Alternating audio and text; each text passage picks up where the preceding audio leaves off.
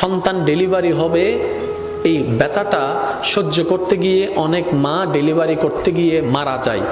সেটা মা জানে। আমি সন্তান পেটে রাখলে 10 মাস আমি ভালো করে খেতে পারবো না, ঘুমাইতে পারবো না, সেটা মা জানে। তারপরও সন্তান পেটে নেওয়ার জন্য মা দ্বিধাবোধ করে না, দ্বিমত পোষণ করে না।